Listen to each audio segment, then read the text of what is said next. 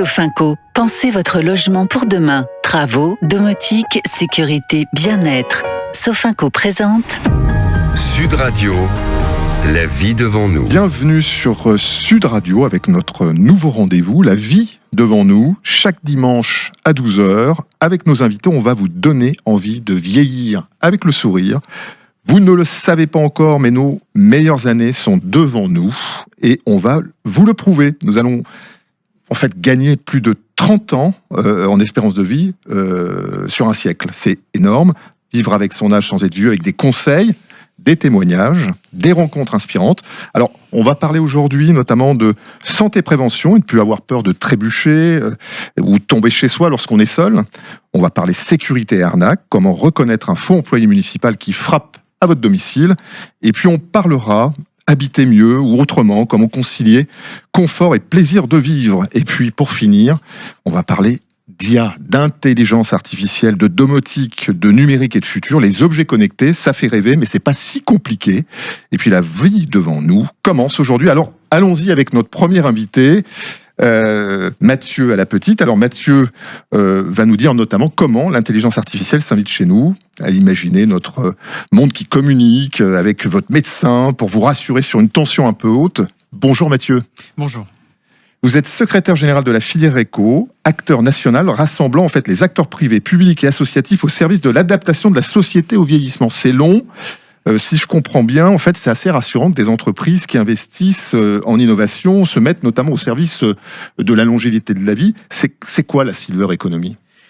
Bonjour à toutes et tous. Merci beaucoup de m'inviter sur cette séquence. Effectivement, la silver economy, c'est un mot un petit peu barbare, déjà un anglicisme, mais finalement c'est très très simple. Vous l'avez dit, il y a eu un baby boom après-guerre, maintenant il y a un papy boom. C'est surtout pas une mauvaise nouvelle, c'est une bonne nouvelle, on vit de plus en plus longtemps. Mais la question c'est, est-ce que notre société est adaptée à cette augmentation massive du nombre de personnes qui ont plus de 60 ans, 65 ans, 70 ans ? Et donc l'idée c'est de fédérer dans une filière, une sorte de fédération, des entreprises, des startups, des TPE, PME, des associations d'élus, et bien finalement, voilà, un ensemble d'acteurs qui vont permettre d'adapter la société au vieillissement, d'adapter les logements au vieillissement de manière massive, de penser des mobilités, des transports en commun pour des fragilités liées à l'âge, de parler tourisme. Est-ce que l'offre de tourisme est adaptée à ces publics qui vont vieillir ? On va penser un peu à une société de manière globale, penser pour une massification de personnes qui vont être âgées. Alors, en fait, lorsqu'on dit intelligence artificielle, je reviens un peu sur ce thème qui intéresse beaucoup, on pense tout de suite à des robots ou à Terminator, ça peut faire peur. Alors, comment vous définissez en fait l'intelligence artificielle au service du bien vivre chez soi ? Est-ce que vous avez un exemple concret ? Je l'ai dit, dans cette filière, on a beaucoup de start-up, par exemple, mais aussi beaucoup de grands groupes. Et il faut surtout pas penser qu'aujourd'hui, les entreprises de la silver economy ne sont que des entreprises spécialisées qui ne parlent qu'aux vieux, entre guillemets. Moi, je prends un exemple très clair, très simple, c'est l'enceinte connectée. On a beaucoup d'exemples aujourd'hui portés par Google, par Apple, par plein de géants de la tech. Aujourd'hui, ce sont des outils d'intelligence artificielle qui permettent de mieux vivre chez soi. On peut accéder à des services simplement par le son de la voix. On peut commander des volets roulants que l'on a motorisés. Et donc, je trouve que c'est ça finalement l'enjeu. C'est de se dire que on vit mieux, on reste mieux chez soi avec ces outils-là aujourd'hui qui améliorent le quotidien. Et il y a un point, moi, qui me semble important, c'est que on parle encore trop peu d'exclusion numérique, de fracture numérique. Je ne sais pas utiliser un outil numérique, je n'ai pas de tablette. Et donc, finalement, je suis perdu. Je ne sais pas parfois effectuer des démarches en ligne ou sur Internet. Et bien aujourd'hui, ce qu'il faut se dire, ce n'est pas de la science-fiction et c'est pas non plus l'objectif, c'est pas que l'IA remplace l'humain, mais aujourd'hui, l'IA doit répondre à ces 27% de 60 ans et plus qui n'utilisent jamais Internet. Et demain, après-demain, je pense que dans 1 an, dans 2 ans, les technologies sont pratiquement matures. Je pourrais depuis chez moi commander, ne serait-ce qu'avec la voix, un billet de train. L'enceinte va m'écouter, bonjour, je veux aller à Périgueux dans 3 jours, je veux partir à telle heure, et l'IA répondra. Et ce qui est fou avec ces outils d'IA, c'est que finalement, ce sont des outils qui sont plutôt patients, contrairement à une personne à un guichet parfois. Ce sont des outils qui comprennent tout, et surtout vous connaissent, parce qu'à force d'interagir avec vous, ils auront l'habitude, ils connaîtront vos habitudes. Donc finalement, Je trouve qu'aujourd'hui, ce sujet de l'IA, ça peut faire peur, ça peut être un peu... Il y a beaucoup de mystification autour de ça, mais finalement, c'est quand même une belle opportunité de régler la question de la fracture numérique sur les usages, sur la possession d'un smartphone par exemple. Ça simplifie les choses. Ça ne doit pas remplacer l'humain, mais ça peut quand même simplifier la vie au quotidien, notamment à domicile. On n'est pas tous égaux et à l'aise en plus pour manipuler des portables. Ça n'a rien à voir avec l'âge. La fracture numérique, elle existe à tous les âges, en fait. C'est intéressant. Alors, est-ce qu'on peut imaginer, parce qu'on voit en Asie des reportages sur notamment les robots domestiques, des robots chiens, des robots chats, des dauphins, qui sont au domicile en fait des personnes, quel que soit d'ailleurs leur âge, puisqu'il y a un effet geek qui intéresse aussi les enfants et les petits-enfants. Est-ce que ça va arriver chez nous bientôt dans les entreprises que vous avez, vous, dans votre consortium en fait sur la silver economy? Alors, je vois arriver l'enceinte connectée de manière massive, beaucoup plus rapidement que le chien connecté ou le robot. Je pense que la culture, notamment japonaise, asiatique, est bien plus en avant sur ce type de solution-là. Moi, je pense qu'à plus court terme, ce qu'il faut se dire, c'est que dans quelques années, mais vraiment, on est vraiment sur du très court terme, ce type d'outil-là, pour accéder à des services, à des produits, communiquer, être ouvert sur l'extérieur, c'est quelque chose qui va devenir vraiment une réalité. Je pense que la question, c'est pas si ça va arriver ou non. Je pense que ça va arriver. La question, c'est comment on l'accueille de la meilleure manière possible et comment on en fait une opportunité. Vraiment. Mais je maintiens que dans tous les cas, dans la filière Silver Economy, on travaille également avec le tissu associatif, les services à la personne. Ça ne doit pas remplacer l'humain, mais ça peut être un vrai complément pour finalement ne serait-ce qu'interagir avec les personnes à distance qui vont intervenir à domicile pour décaler un rendez-vous. Vraiment, ça doit être une amélioration, un complément à l'humain au quotidien à domicile. Alors, si on comprend bien, Mathieu, en fait, l'IA, c'est pas un gadget, c'est loin d'être un gadget, mais c'est une boîte à outils où, en fait, ça peut nous aider à vivre mieux, quel que soit notre âge. Où est-ce qu'on peut se renseigner si on a envie de s'équiper en domotique C'est intéressant parce qu'aujourd'hui, je l'ai dit, la filière Silver Economy est de moins en moins un écosystème de spécialistes, mais un écosystème de généralistes qui, quelque part, intègrent dans leur réflexion la transition démographique, le vieillissement. Donc finalement, j'ai envie de dire, je ne ferai absolument pas de publicité aujourd'hui, mais je pense qu'un magasin grand public où on va acheter habituellement une tablette ou une télévision ou autre, aujourd'hui, il faut aller voir plutôt ces acteurs-là. Et il y a des produits grand public qui sont vraiment déjà très, très efficaces. Et il y a beaucoup aussi de start-up, effectivement, qui développent des choses. Mais je pense que des produits grand public sont déjà très efficaces pour faciliter le maintien à domicile. Merci Mathieu. Je rappelle, vous êtes secrétaire général de la filière éco, acteur national, qui rassemble des entreprises, qu'elles soient publiques ou privées, pour justement adapter notre société au vieillissement. Merci. Écoutez, je pense qu'on va maintenant parler d'équilibre, notamment avec cette rubrique Santé et bien vivre. Et merci François Bertin-Hugo de nous rejoindre.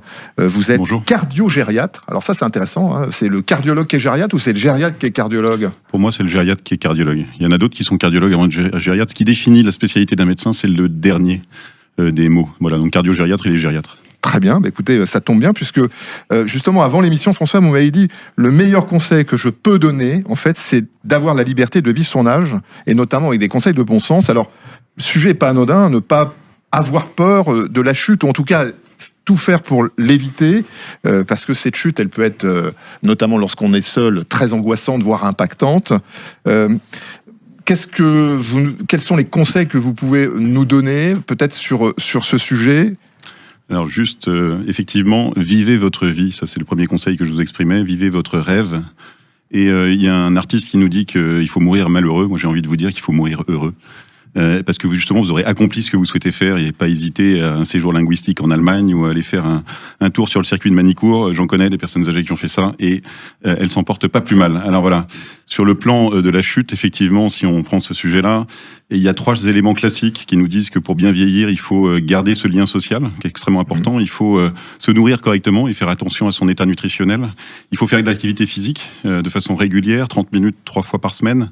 Petit conseil, plutôt en ce qu'on appelle fractionné chez les sportifs, c'est-à-dire que on va à un certain rythme et on accélère de ce que l'on peut accélérer avant de reprendre son rythme. de façon effectivement à avoir un impact important. Il y a des tutos sur ça qu'on peut trouver, non ? Sur Internet, tout à fait. Okay. Activité physique fractionnée, vous trouverez tout ce qu'il faut. D'accord. Et puis il y a le sensoriel, faire attention à ses oreilles, faire attention à ses dents, faire attention à ses yeux. Et là, j'insiste, parce que au niveau physiologique, il y a 3 éléments qui nous permettent de rester debout. Il y a les yeux, il y a l'oreille interne, et il y a ce qui nous arrive dessous les pieds, la sensibilité, et qui nous arrive dessous les pieds, avec tous les fils électriques qui remontent jusqu'au cerveau et qui nous permettent de rester debout. Et en fait, avec le vieillissement, ce qui se passe, c'est qu'on se sert plus que des yeux. D'accord. Et donc, si j'avais un petit conseil à vous donner là-dessus, c'est de régulièrement faire des petits exercices les yeux fermés. Alors attention, sans jamais prendre le risque de tomber.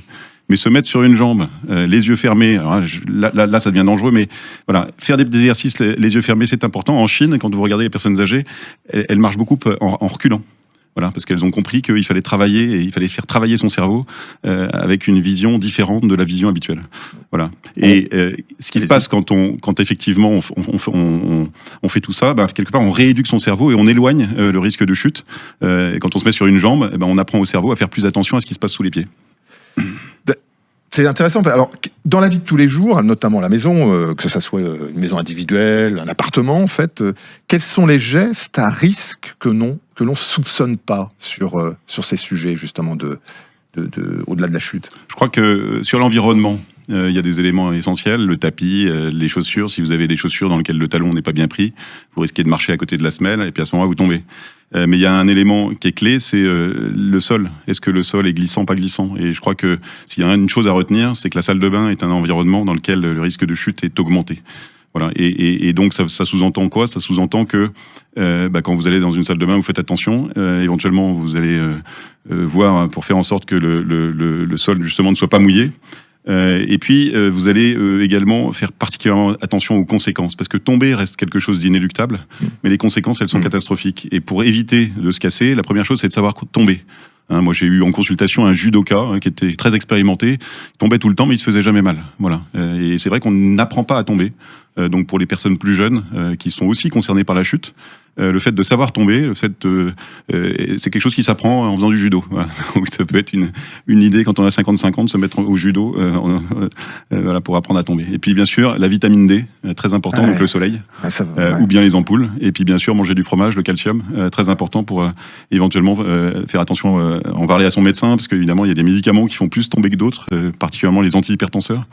Et donc attention aux conséquences de la chute. Voilà, parce que on va travailler pour ne pas tomber, comment on rééduque le cerveau, ce que je vous disais au départ, comment on fait pour essayer d'éloigner le risque de chute, mais néanmoins ça reste inéluctable, et donc attention aux conséquences. Voilà.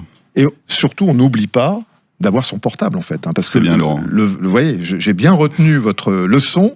On n'oublie pas d'avoir son portable, que ça soit le jour ou la nuit, avec soi. Même lorsqu'on se déplace pour prendre un verre d'eau en pleine nuit. Parce que c'est là, ça peut être catastrophique, en fait. Exactement, c'est le petit message sur lequel je voulais terminer. Le port du téléphone, c'est jour et nuit, et c'est une habitude qu'on prend pas à l'âge de 85 ans, c'est une habitude qu'on prend tôt. Ça veut dire quand on se lève la nuit, on le laisse pas à charger sur sa table de nuit, on y va dans la poche, et puis quand on est dans sa douche, on l'a mis accessible pour que si on tombe dans sa douche, on puisse effectivement appeler à l'aide. Merci, docteur François Bertin-Hugo. Je rappelle, vous êtes cardio-gériatre. Donc, ce qu'on retient, c'est que les chutes, ce n'est plus une fatalité et qu'on peut vraiment agir à tout âge pour les éviter. On se retrouve après une courte pause. On n'oublie pas, en fait, d'appeler pour poser vos questions le 0826 300 300. Et on va parler ensuite de fraude et de ruse. Sud Radio, la vie devant nous. Bienvenue sur Sud Radio. On se retrouve pour notre émission La vie devant nous avec notre invité Frédéric Labrosse. Bonjour Frédéric Labrosse, vous êtes un ancien responsable force de l'ordre à la tête d'une unité, aujourd'hui initiateur de l'opération Tranquillité Senior. Alors, Mathieu nous a parlé d'intelligence artificielle. Vous allez nous parler de ruses et de manipulations qui ne sont pas du tout artificielles. Alors, peut-être la première question, c'est l'opération Tranquillité Senior, c'est quoi exactement ?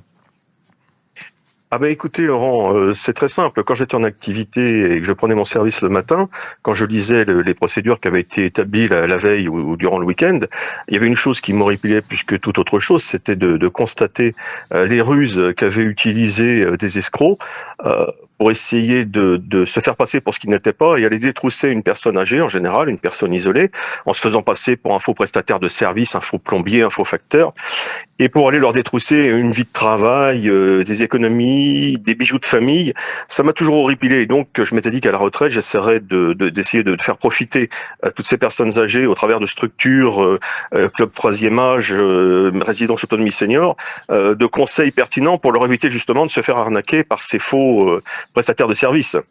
Bravo, c'est une très belle initiative. Alors, Frédéric, moi j'ai l'impression en tout cas que c'est plutôt rare qu'un faux employé municipal sonne à votre porte, sonne à la porte dans un village, non, dans une ville.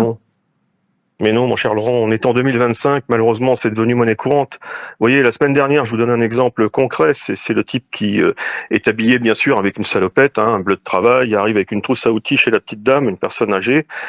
Bonjour madame, c'est le plombier ou comment je veux dire, le responsable du service des eaux. Vous avez qu'à aviser de mon passage? Alors bien sûr, la petite dame, non.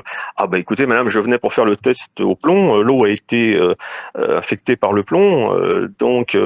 Alors la dame, bien sûr, précautionneuse, va lui demander est-ce que vous pouvez repasser ultérieurement. Ah bah écoutez, ma petite dame, non, moi j'ai autre chose à faire. Hein, j'ai tout le canton à vérifier. Mais enfin, écoutez, c'est pas grave. Hein, c'était pour faire le test au plomb. Si vous ne buvez pas l'eau du robinet, il n'y a pas de souci. Alors vous savez comme moi, mon cher Laurent, que cette dame n'a pas la capacité physique déjà de promener 2 paquets de Volvic ou de cristalline à bout de bras. On va en citer 2 pour pas se faire de... Hein. Oui. Et puis en plus, elle n'a peut-être pas aussi les ressources financières pour acheter ça. Et comme toutes les personnes âgées, elle boit l'eau du robinet. Alors évidemment, à bout d'arguments, enfin, il lui dit, vous savez, il y a déjà eu 2 morts dans la commune voisine, il est facile de citer une commune du canton. Si vous buvez pas l'eau du robinet, il n'y a pas de problème. Donc la dame, évidemment, va lui laisser entrer. Mais vous savez, madame, ça prend 5 minutes, on va faire un test. Alors évidemment, la dame le fait entrer. Faites couler un petit filet d'eau au robinet de la cuisine, là, et moi, je vais injecter le réactif bleu au compteur. Et à partir du moment, dès que l'eau devient bleue, vous criez fort. Il n'y a pas de problème, madame? Oui. Donc la petite dame surveille adroitement le filet d'eau au robinet de la cuisine, et puis lui part en mettant des coups de clé anglaise dans la tuyauterie de la maison, dans les radiateurs, laissant à penser qu'il est parti injecter le produit bleu. Qu'est-ce qu'il fait? Vous vous en doutez bien, il est en train de commencer à détrousser, de voler dans son sac à main, donc il lui prend bien sûr en premier tout son numéraire, sa carte de crédit, son chéquier.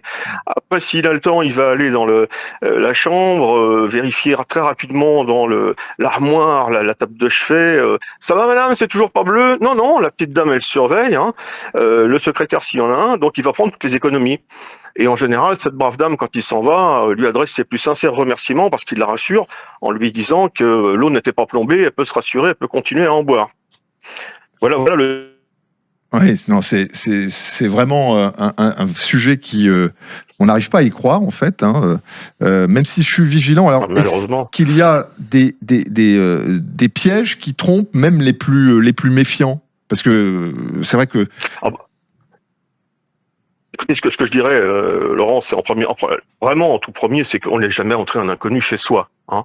Et puis, si vraiment on doit faire entrer un soi-disant prestataire de service, on en a été avisé au passage. On a été avisé de son passage au préalable. Donc, le plus important est de garder des contacts avec des personnes qui pourraient vous aider en cas de difficulté. Vous insistiez beaucoup sur votre ouvrage, je ne sais pas si on peut en parler, sur le bien vieillir ensemble. L'idéal est de participer à la vie locale associative de votre commune, de votre canton, pour rencontrer d'autres personnes qui seront susceptibles de vous assister et vous aider dans les démarches quotidiennes, et donc de vous confirmer le passage d'un prestataire de service. Hein, participer à un club de belote local, de Scrabble, de pétanque, tout ce que vous voulez, mais restez en contact avec des gens qui pourront vous confirmer le passage de ce prestataire de service. Bien. Alors je sais ce que vous allez me dire, mon cher Laurent. Vous allez me dire, tout le monde n'habite pas dans une grande agglomération, un chef-lieu de canton, une commune aisée où il y a ce type d'infrastructure. Eh bien, écoutez, le plus important, c'est de garder le contact avec vos commerçants de passage, hein. Et puis, en dernier rideau, il faut quand même se souvenir que vos élus, le maire de votre commune et les adjoints, sont les derniers représentants de l'État sur site. Et ces personnes pourront vous confirmer le passage de Bouygues, SFR ou un autre pour installer la fibre ou infirmer, auquel cas, là, vous prendrez la tâche rapidement avec les services de police ou de gendarmerie territorialement compétents. Merci Frédéric Labrosse pour ces conseils très très éclairants, très concrets. J'avoue que j'étais très loin d'imaginer en fait des faux employés municipaux. Je rappelle, vous êtes un ancien responsable de force de l'ordre à la tête d'une unité et aujourd'hui initiateur de l'opération Tranquillité Senior, qui est une excellente initiative. Merci beaucoup vous, Frédéric Labrosse. Merci beaucoup à vous. On vous parle maintenant de logement, notamment de logement intelligent. Et on accueille Jean-Philippe Arnoux. Bonjour Jean-Philippe Arnoux. Alors vous êtes directeur Silver Economy et Accessibilité chez Saint-Gobain. Alors moi j'ai une première question. C'est est-ce que je peux rester chez moi, profiter le plus longtemps possible de mon jardin, de mon habitation? C'est un peu la question d'une vie, non ? Oui, tout à fait. Alors, bonjour Laurent, bonjour aux éditrices et aux auditeurs et bon dimanche à ceux qui nous écoutent. Oui, alors c'est effectivement une question, bon c'est déjà une volonté de 90% des Français de pouvoir rester à domicile, mais tout l'enjeu, et on en parlait avec le docteur tout à l'heure, avec Mathieu, c'est vraiment la prévention, c'est se poser les bonnes questions tout de suite. Et en fait, la prévention, c'est effectivement l'affaire de toute la vie. Je veux dire, la sécurité, les accidents domestiques ne sont pas l'apanage des boomers, le terme à la mode, mais effectivement aujourd'hui, on peut avoir des pièges dans le jardin qu'on peut éviter quand on a 40 ans, 50 ans, mais qui deviennent vraiment urgents d'éviter quand on en a 70 ou 80. Je vais prendre un exemple. Si on a un jardin où on a mis, pour des questions esthétiques ou pour éviter de marcher dans les plates-bandes, des pas japonais, vous savez, espèce de pierre là pour éviter de marcher dans la boue ou dans l'herbe, à un moment donné, ça peut devenir dangereux parce que la terre est meuble, ça va bouger, il va se décaler et ça peut devenir un objet de chute. C'est également des choses toutes bêtes. On disait notamment que le mal de dos était le mal du siècle. C'est tout bêtement rehausser quelques prises dans la maison pour éviter de se baisser. Aujourd'hui, bon, les normes étaient ce qu'elles étaient, les prises sont au ras du sol, mais pour notamment les personnes plutôt handicapées, on leur demande d'avoir des prises entre 1m10 et 1m30 de hauteur. En fait, finalement, on s'aperçoit que ça rend des services à tout le monde. Et effectivement, alors s'il y a une pièce qui aujourd'hui peut poser problème parce que accidentogène, c'est effectivement la salle de bain où il peut y avoir des projections d'eau, donc phénomène d'aquaplaning, comme sur la route avec l'eau du bain. Alors déjà, la baignoire peut devenir un obstacle, du mal à y rentrer ou à en sortir à un moment donné.